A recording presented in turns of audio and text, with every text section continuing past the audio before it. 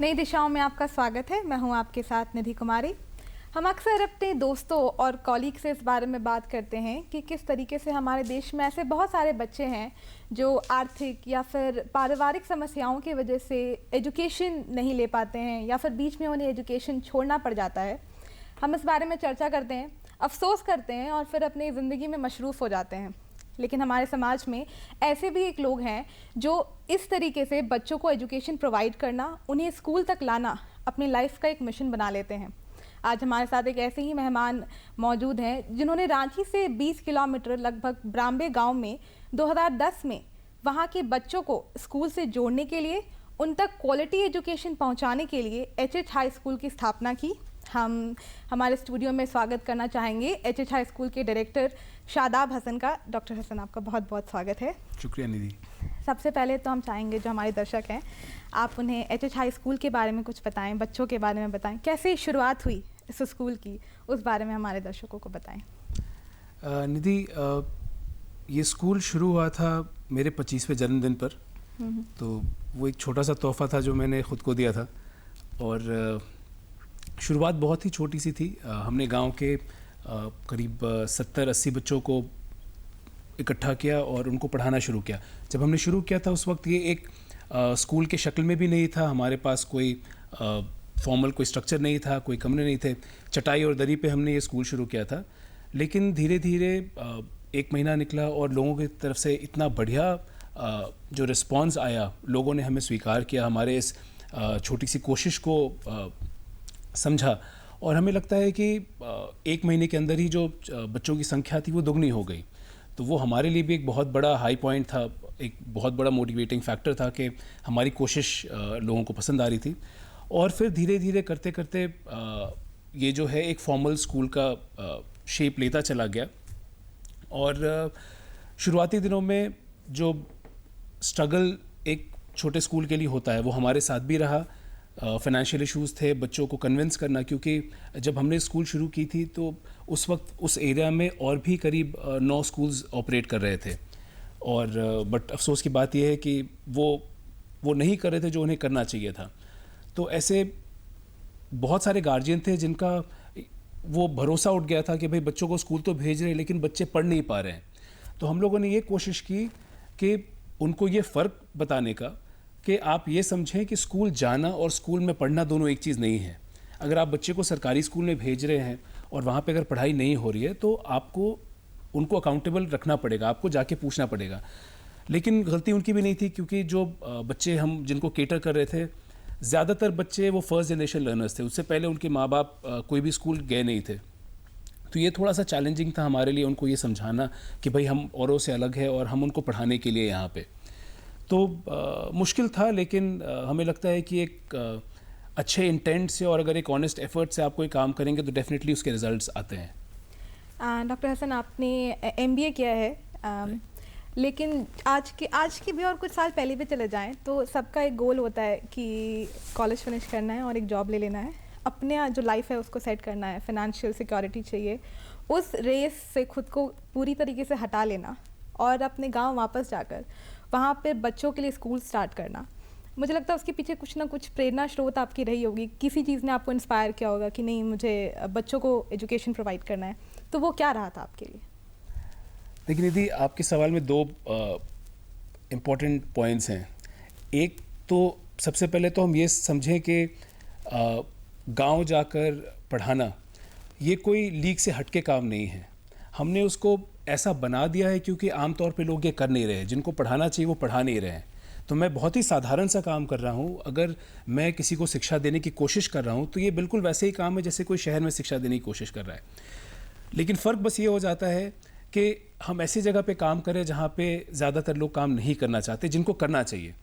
तो इसलिए मैं पहले तो ये चाहूँगा कि इसको ये नॉर्मलाइज़ किया जाए। ये कोई बहुत बड़ी बात नहीं है जो हम कर रहे हैं, ये बहुत ही साधारण चीज़ है और ऐसा होना चाहिए।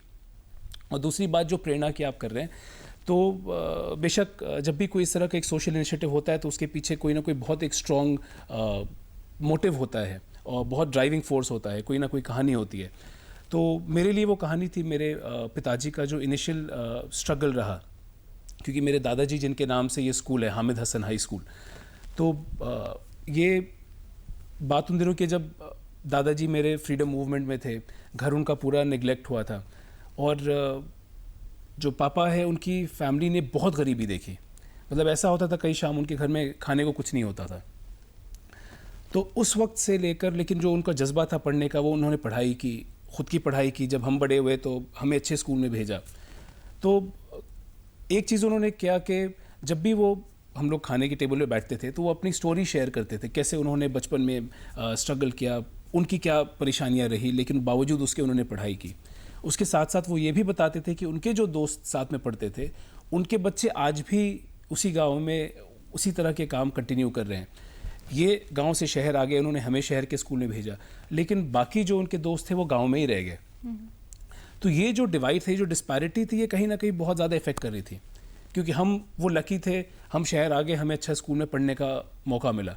लेकिन हमें लगता है कि हर एक बच्चा जो जन्म लेता है वो हक है उसका कि उसको भी इक्वल शिक्षा मिले और वो उसी तरह के बचपन को एंजॉय करे जिस तरह आप और हमने किया है। तो ये एक उसी की छोटी सी कोशिश थी, और हमें लगा कि इस डिवाइड को कम करने के लिए जो सबसे बढ़िया ज़रिया होगा वो होगा शिक्षा।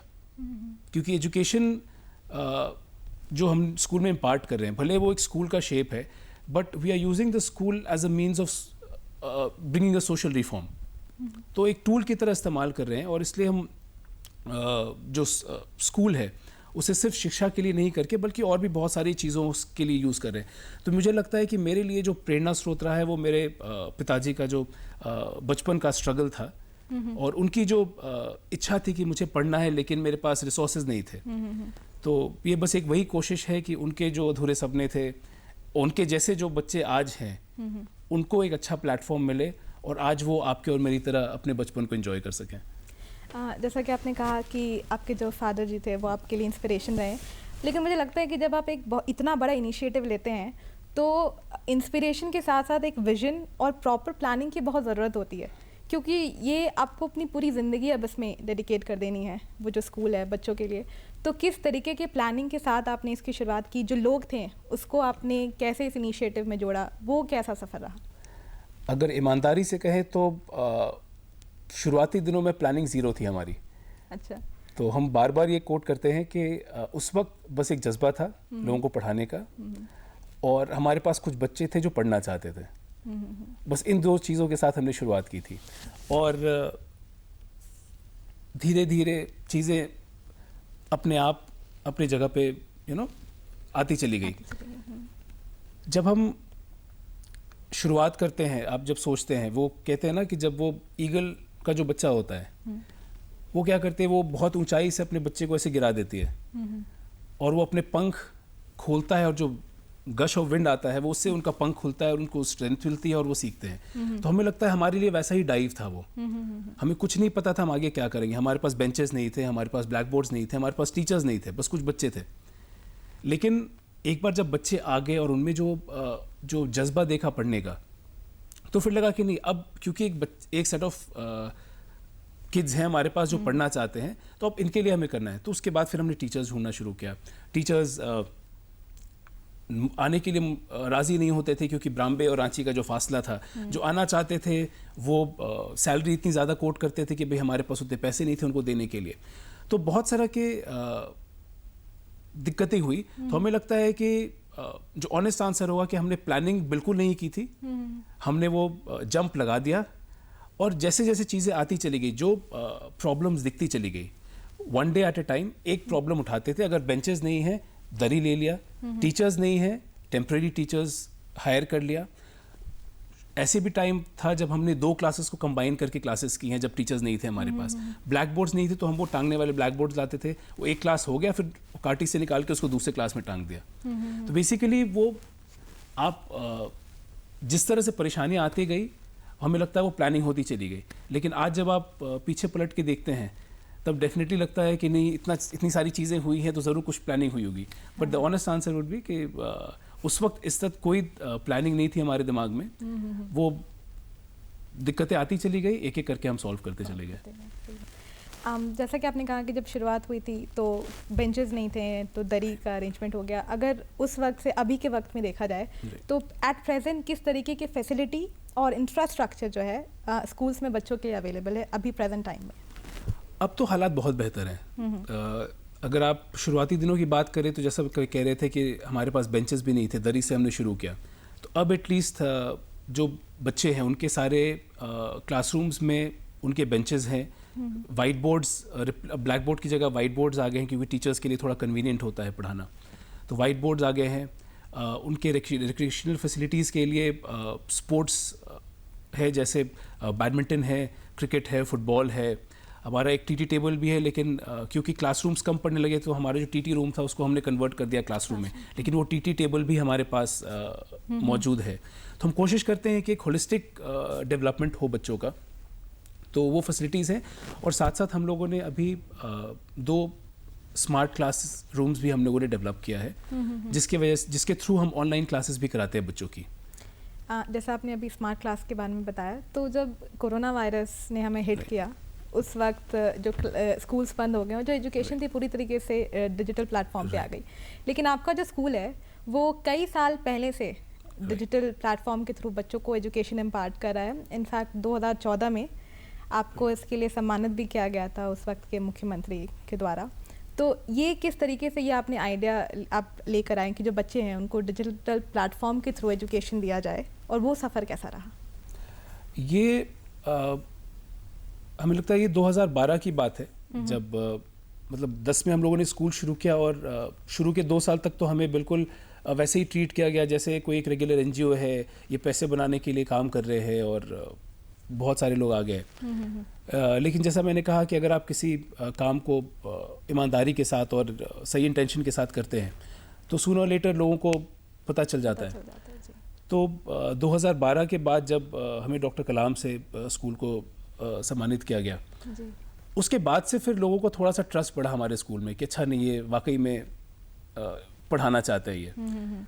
तो उसके बाद भी ऐसा हो रहा था कि जिस भी टीचर को अप्रोच करते थे तो वो डिस्टेंस को लेकर या रेम्यूनरेशन को लेकर वो बात नहीं बनती थी। तो मेरी बहन रहती है यूएस में, तो उनसे अक्सर स्काइप पे बात हुआ करती थी। तो फिर हमें लगा कि क्यों ना स्काइप के थ्रू टीचर्स को कनेक्ट किया जाए स्कूल में।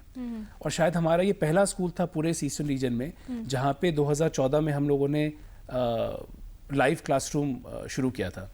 लाइव क्लासरूम से हम लोगों ने क्या किया कि एक बड़ा सा स्क्रीन लगा दिया स्कूल में, और रिमोटली टीचर्स लाइव सेशंस ले लगे। ये स्मार्ट क्लास के अलावा था, बिकॉज हम स्मार्ट क्लासेस के कंटेंट अफोर्ड नहीं कर पाते थे। तो अब पढ़ाना थोड़ा सा मुश्किल था, तो हम लोग स्पेशल सेशंस करते थे। जैसे स्कूल की पढ़ाई के अलावा भी कोई अगर ऑयल रिफाइनरी में काम कर रहे हैं तो वो एक सेशन लेते थे, बच्चों को बताते थे कि तेल कैसे एक्सट्रैक्ट करके रिफाइन किया जाता है और कैसे वो कंज्यूमेबल बनाया जाता है, उसको ईंधन कैसे बनता है। कोई अगर फिल्म इंडस्ट्री से होते थे तो वो आके एक सेशन लेते थे, वो बताते थे कि आखिर ये फिल्म की शूटिंग कैसे होती है। कोई लैंग्वेज पे क्लासेस लेते थे। तो ये हमारा सेशन चलता था वीक में 1 बार 2 बार 3 बार, जैसा हमारे पास कोई रिसोर्स पर्सन मिलते थे। ये करते करते फिर धीरे धीरे हमारे पास इंफ्रास्ट्रक्चर थी। बाद में गूगल हमारे साथ एसोसिएट हो गई। गूगल बैंगलोर ने कहा कि वो हमारे बच्चों को पढ़ाना चाहते हैं, और उनकी पूरी टीम गूगल बैंगलोर के ऑफिस ने उन्होंने हमारे बच्चों को ऑनलाइन मैथ्स और साइंस पढ़ाना शुरू किया। सो इंग्लिश, मैथ्स और साइंस वो पढ़ा रहे थे, और बाकायदा वो पढ़ाने के बाद हर हफ्ते की रिपोर्ट भेजते थे कि बच्चों का ये रिस्पॉन्स है, ये पार्टिसिपेशन है हमारे एक्टिविटी में। तो वो इंफ्रास्ट्रक्चर हमारे पास था। कोविड के वक्त में परेशानी ये हो गई कि जिस तरह के बच्चों को हम केटर कर रहे हैं, उनके पास ना तो डिवाइसेस थे घर में सारे के पास, और अगर डिवाइसेस थे भी तो वो रिचार्ज कराना उनके लिए बहुत मुश्किल होता था। तो 1 साल तो हमारा पूरा निकल गया, क्योंकि हमने बहुत ऑल्टरनेटिव तरीके ढूंढे कि अगर उनको डिवाइस अरेंज करके भी थे। और उस समय हालात ऐसे थे कि जान बचानी प्रायोरिटी थी सबकी। तो हम लोगों ने भी उनको वही कहा कि आप पहले स्वस्थ रहें, बाकी सारी चीज़ें तो बाद में भी हो जाएंगी। लेकिन जब धीरे धीरे अनलॉक होना शुरू हुआ, स्कूल्स खुलने लगे, और अब जब बच्चे आ रहे थे तो क्योंकि हायर ग्रेड्स ही खुल रहे थे, बच्चों की संख्या कम थी, जो थोड़ा बहुत रेवेन्यू स्कूल जनरेट कर रहा था वो भी कम हो गया था। तो हम लोगों ने क्या किया कि 2 क्लासरूम्स को लाइव क्लासरूम में कन्वर्ट किया, और अब जो है वो टीचर्स रिमोटली पढ़ा रहे। तो बड़ा सा टीवी है हमारे क्लासरूम में, 32 इंचेस की टीवी है, बच्चे क्लासरूम में बैठते हैं, टीचर्स रिमोटली पढ़ा रहे हैं। तो इसलिए जो टीचर्स का जो ट्रांसपोर्टेशन एक्सपेंस है वो कम हो गया और अब हमारे पास अच्छे टीचर्स का एक्सेस हो गया है। अब वो जो दूरी थी वो अब एक मजबूरी नहीं रही कि अब आप अच्छे टीचर्स नहीं ला सकते हैं। तो अभी एट प्रेजेंट अराउंड 4 टीचर्स हैं जो हमारे बच्चों को ऑनलाइन पढ़ा रहे हैं और जो जैसे सब्जेक्ट्स हैं मैथ्स, हिंदी, संस्कृत, तो ये सारे सब्जेक्ट्स जो है ये ऑफलाइन पढ़ाई जा रही है। तो अब स्कूल एक हाइब्रिड मोड पे स्विच कर गया है और अब जो ये टेस्ट रन हमारा चला लगभग 3-4 महीनों का, तो हमें लगता है कि अब हम एक और क्लासरूम को अब कन्वर्ट करना चाह रहे हैं अपने लाइव क्लासरूम में और हमें लगता है कि आने वाले दिन में ये हाइब्रिड मोड पे ही अब काम चलेगा। डॉक्टर हसन, आप अपने स्कूल में बहुत सारे कैंपेन्स और प्रोग्राम्स भी रन करते हैं। रीच टू टीच आपका प्रोग्राम है, मेंस्ट्रुअल हाइजीन पे भी आप काम कर रहे हैं। तो हम चाहेंगे कि आप हमारे दर्शकों को जो आपके कैंपेन्स हैं और उनके जो प्रोग्राम्स आप चला रहे हैं उस बारे में कुछ बताएं। जैसे मैंने कहा ना कि वो परेशानियाँ आती गई और उसका सल्यूशन ढूंढने के लिए हम लोगों ने जो भी काम किया तो उसको एक कैंपेन का रूप दे दिया। तो क्योंकि यूथ को कनेक्ट करना था, वॉलंटियर्स हमारे पास थे, तो उसको थोड़ा ऑर्गेनाइज करने के लिए तो सबसे पहला कैंपेन जो हमारा था वो था रीच टू टीच। और रीच टू टीच में बेसिकली हम लोग गांव-गांव जाते थे, एक एक दरवाजे जाकर पता करते थे कि उस घर में कितने बच्चे हैं, वो बच्चे अगर हैं तो वो कितने स्कूल जाते हैं, कितने नहीं जाते हैं, अगर जाते हैं तो फिर वो क्या पढ़ रहे हैं, अगर नहीं जा रहे हैं तो क्यों नहीं जा रहे हैं, अगर पढ़ रहे हैं तो फिर अगर क्लास 6 का बच्चा है तो उसको क्लास 5 का मैथ्स आना चाहिए, बेसिक सवाल आना चाहिए। तो इस तरह करते करते उस कैंपेन की वजह से काफ़ी बच्चे हमारे स्कूल से जुड़ पाए। और कैंपेन का मकसद ये नहीं था कि उनको अपने स्कूल में बुलाना, हमारी जो पूरी कोशिश थी वो सिर्फ ये थी कि बच्चे स्कूल जाएं और अगर आप किसी भी स्कूल में भेज रहे हैं तो पेरेंट्स उस स्कूल को अकाउंटेबल बनाएं कि आप क्या पढ़ा रहे हैं। आप अगर फीस दे रहे हैं तो आपको पता होना चाहिए कि आपका बच्चा वो सीख कर आ रहा है। वो शहर की तरह तो है नहीं कि आप स्कूल थोड़ा सा पढ़ा रहे हैं और बाकी गार्जियन घर पे उसको रिवाइज कर आगे पढ़ा रहे हैं। तो एक कैंपेन हमारा रीच टू टीच था। उसी तरह वॉलंटियर टू टीच हमारा एक कैंपेन था जिसपे हम कॉलेजेस से कोलैबोरेट करते थे और वहाँ के स्टूडेंट्स आके हमारे बच्चों को पार्ट टाइम पढ़ाते थे। इस तरह एक शेयर योर लैपटॉप कैंपेन था हमारा, जिसपे हमारे पास कंप्यूटर लैब नहीं है अपना, आज भी कंप्यूटर लैब नहीं है स्कूल में, लेकिन कंप्यूटर ग्रेड 1 से पढ़ाई होती है। और बच्चे इतने कंफर्टेबल हो गए हैं कि आज खुद से वो ऑनलाइन क्लास अपना कनेक्ट करते हैं, टीचर से कोऑर्डिनेट करते हैं और एकदम कंफर्टेबली स्मूथली बिना किसी रुकावट के क्लासेस इनकी चलती हैं। तो ये शेयर योर लैपटॉप जो कैंपेन था उस पर हम लोगों ने कॉलेज से कोलैबोरेट किया, जिसमें BIT मेस्रा के MBA डिपार्टमेंट और इंजीनियरिंग के काफ़ी बच्चे उन्होंने बहुत सपोर्ट किया। आइडिया ये था कि 30 बच्चों को एक दिन आना है अपना लैपटॉप लेकर, वो अपना लैपटॉप चार्ज करके लेके आते थे। 30 लैपटॉप्स एक रूम में आ गए, एक छोटा सा टेम्प्रेरी लैब सेटअप हो गया हमारा। हम उनको वो करिकुलम बता देते थे कि आज ये 10 पॉइंट्स पढ़ाना है इन बच्चों को। फर्स्ट 1 आवर उनको सिखाया जाता था, जो सेकेंड हाफ होता था सेशन का वो प्रैक्टिकल उनके साथ वो करते थे। हर लैपटॉप पे 2 बच्चे बैठते थे, बीच में BIT का वो स्टूडेंट, दोनों तरफ एक स्टूडेंट। और इससे होता क्या था कि जो उन्होंने 1 घंटा पढ़ा वो प्रैक्टिकल वो लैपटॉप पे कर पाते थे। 1 घंटा वो प्रैक्टिकल, 1.5 घंटा प्रैक्टिकल सेशन चलता था, उसके बाद वो अपना लैपटॉप लेकर सारे अपने घर चले गए। तो एक हमारा टेम्प्रेरी लैब सेटअप हो गया था। तो जैसा हमने कहा ना कि वो परेशानी है लेकिन आपको उसका सोल्यूशन ढूंढना है। अब हम इस इंतज़ार में रहें कि कोई आके हमें स्पॉन्सर करेगा और हमें 20 लैपटॉप्स देंगे और डेस्कटॉप देंगे, तब हमारा एक कंप्यूटर लैब शुरू होगा और तब हम बच्चों को कंप्यूटर पढ़ाएंगे, तब तो बहुत देर हो जाती। तो इस तरह के इनिशिएटिव्स थे। मेडिकल हेल्थ चेकअप कैंप हम हर साल कराते हैं, क्योंकि एक बिरसा करके एक बच्चा था हमारा क्लास 8 का, उसको जॉन्डिस हो गया था। लेकिन जिस तरह गांव में आज भी जॉन्डिस को एक बीमारी नहीं बल्कि उसको एक बहुत ही अजीब तरह से देखा जाता है कि एज इफ किसी भूत ने उसको पकड़ लिया है। तो डॉक्टर की जगह पे वो किसी बाबा के पास चले गए और हालत इतनी ख़राब हो गई कि हॉस्पिटल जाने के क्रम में ही उसकी मृत्यु हो गई। उसके बाद से हम लोगों ने स्ट्रिक्टली ये शुरू किया कि अगर कोई भी बच्चा एब्सेंट है तुरंत उसका रिपोर्ट उसके फ्रेंड करेंगे स्कूल में, उनको ट्रीटमेंट के लिए फॉलोअप हम कराते हैं। उसके बाद भी जब लगा कि ये भी वर्क उतनी इफेक्टिवली नहीं कर पा रहा है तो एक रूटीन चेकअप हम लोग हर साल कराते हैं, which is a basic health screening, जिसमें हम एक जनरल फिजिशियन आते हैं और एक गायनिकोलॉजिस्ट आती हैं। तो जब गायनिकोलॉजिस्ट आने लगी तो बेसिक हेल्थ चेकअप तो उनका होने लगा। जिनको ज़रूरत होती है फर्दर किसी ट्रीटमेंट की तो उनको फिर रेफ़र कर दिया जाता है डॉक्टर के पास, और वो भी किसी परिचित डॉक्टर के पास उनको भेजते हैं जहाँ पे उनको पैसे ना लगे। और जब गायनेकोलॉजिस्ट आने लगी तब हमने मेंस्ट्रुअल हाइजीन पे काम शुरू किया, क्योंकि कुछ ऐसे इश्यूज़ हैं जो आप गांव तो छोड़ दी, शहर में लोग कंफर्टेबल नहीं है बात करने के लिए।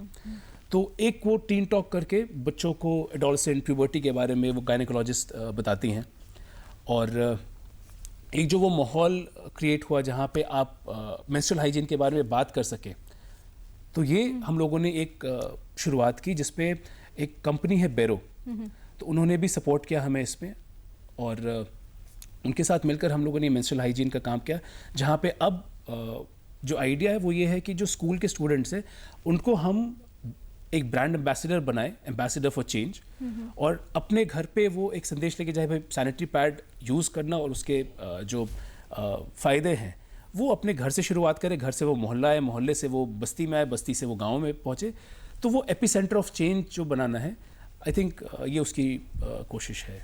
जो हमारे दर्शक अभी देख रहे हैं, अगर वो अपनी तरफ से अगर कुछ कंट्रीब्यूट करना चाहेंगे, अगर वो कुछ अपनी तरफ से मदद देना चाहेंगे, तो वो किस तरीके से इस मुहिम से जुड़ सकते हैं, या एचएच हाई स्कूल में जो बच्चे हैं उनकी हेल्प वो किस तरीके से कर सकते हैं? देखिए, हमारे यहाँ जैसा मैंने कहा कि कोई फॉर्मल स्ट्रक्चर नहीं है कि आपको इस स्ट्रक्चर में आके हेल्प करना है। अगर आपको हेल्प करना है तो आपके पास बहुत सारे तरीके हैं। आप आके किसी बच्चे की कॉपी ख़रीद के साल भर की कॉपी दे सकते हैं। आप आके स्कूल को एक बेंच डोनेट कर सकते हैं।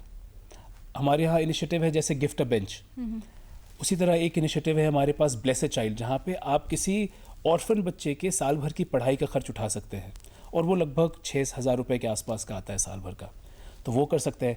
हम लोगों ने 1 साल पहले एक इनिशिएटिव शुरू किया था गिफ्ट अ टीचर, जिसपे आप किसी भी टीचर की सैलरी आप स्पॉन्सर कर सकते हैं। उससे क्या होता है कि अगर टीचर की सैलरी स्पॉन्सर हो गई तो फिर हमें उस क्लास में बच्चों को अगर हम फ्री में पढ़ाना चाहें तो बहुत आसान हो जाता है हमारे लिए पढ़ाना। तो इस तरह की बहुत सारे इनिशिएटिव्स हैं। तो अगर कोई कनेक्ट करना चाहता है तो हमारा फेसबुक का पेज है facebook.com/HH High School या youtube.com/HH High School। तो आप गूगल भी कर सकते हैं और आप कांटेक्ट भी कर सकते हैं अगर आप स्कूल को किसी भी तरह से हेल्प करना चाहते हैं। और इन सारे चीज़ों के अलावा जो सबसे बढ़िया तरीका है अगर आप जो हेल्प कर सकते हैं वो है स्कूल को समय देकर। अगर आपके पास फ्री टाइम है, आप हफ्ते में 2 हफ्ते में आप वक्त निकाल कर बच्चों को पढ़ा सकते हैं, तो हमें लगता है वो सबसे अच्छी मदद होती है हमारे जैसे इंस्टीट्यूशंस के लिए। जैसा कि आपने बताया कि कोई भी जो मदद होती है वो छोटी या बड़ी नहीं होती, जिस तरीके से भी आप कंट्रीब्यूट करना चाहें आप उस तरीके से कंट्रीब्यूट कर सकते हैं। और ये सोच मायने रखती है, नियत मायने रखती है कि किस एटीट्यूड के साथ हम आगे बढ़ रहे हैं हेल्प करने के लिए। डॉक्टर हसन, आज आप हमारे साथ जुड़े, आपने हमें स्कूल्स के बारे में बताया। मान लीजिए कि कुछ ऐसे जो आपकी तरह ही लोग हैं, वो कुछ अपनी तरफ से कंट्रीब्यूट करना चाह रहे हैं, उन्हें भी कुछ स्टार्ट करना है, लेकिन एक लीप ऑफ फेथ लेने से पहले वो घबरा रहे हैं कि क्या पता कुछ हो पाएगा, कहाँ जाएगा। उनको आप क्या मैसेज देना चाहोगे? उनके लिए मेरा मैसेज यही रहेगा कि क्यों डरे, ज़िंदगी में क्या होगा, कुछ नहीं होगा तो तजुर्बा होगा। तो हमें लगता है कि अगर आपको कुछ करना है तो शुरुआत कहीं ना कहीं तो आपको करनी पड़ेगी, और आप जितना देर करेंगे हालात उतने बिगड़ेंगे, करना उतना मुश्किल होता चला जाएगा। एक बार शुरुआत करके देखिए। मैं ये भी समझता हूँ कि सबके लिए बहुत आसान नहीं होता है, सबके साथ अलग तरह की जिम्मेदारियाँ हैं। मैं थोड़ा सा भाग्यशाली था इस एतबार से कि मेरे पर कोई फाइनेंशियल रिस्पॉन्सिबिलिटी नहीं थी जब मैंने स्कूल शुरू किया। पेरेंट्स बहुत सपोर्टिव थे, फैमिली बहुत सपोर्टिव थी, जिसकी वजह से आज ये सब कुछ हो पाया, क्योंकि ये अकेले का एक इनिशिएटिव है नहीं। आज भले मैं आपके साथ बैठ के स्कूल के बारे में बात कर रहा हूँ, लेकिन ये पूरा जो सिस्टम आज खड़ा है इसके पीछे एक डेडिकेटेड टीम ऑफ टीचर्स हैं, मेरे फैमिली मेम्बर्स हैं जिन्होंने सपोर्ट किया इनिशियल डेज़ में। मतलब जब पैसे नहीं आते थे और टीचर्स की सैलरी देनी होती थी, तो ऐसे कई महीने हो गए जब पापा ने अपनी सैलरी से टीचर्स की सैलरी दी है। जो कंस्ट्रक्शन हुआ है, सारी बिल्डिंग्स हैं, वो सारी उनकी सैलरी से कंस्ट्रक्शन हुआ है। तो जैसा कि आपने कहा कि तो इस तरह से लोगों का साथ मिलता चला गया। हम चाहेंगे कि 10 साल से ज़्यादा हो चुका है आपके स्कूल को, जो आगे का सफ़र हो एचएच हाई स्कूल का वो इससे भी ज़्यादा शानदार हो, लोग जुड़ते रहें। बच्चे जो हैं, जब हम एजुकेशन की बात करते हैं तो एजुकेशन, जैसे कि हम चर्चा कर रहे थे कि हर बच्चों का राइट है चाहे वो किस भी बैकग्राउंड से आए, किस भी कंडीशन में वो बड़े हो रहे हों, हर बच्चे को एजुकेशन मिलना चाहिए। आप हमारे साथ जुड़े, आपने हमें अपने स्कूल के बारे में जो जानकारी दी उसके लिए बहुत बहुत शुक्रिया। इसी के साथ हमें भी दीजिए इजाज़त, हम फिर मिलेंगे आपसे एक नए मेहमान के साथ, तब तक के लिए नमस्कार।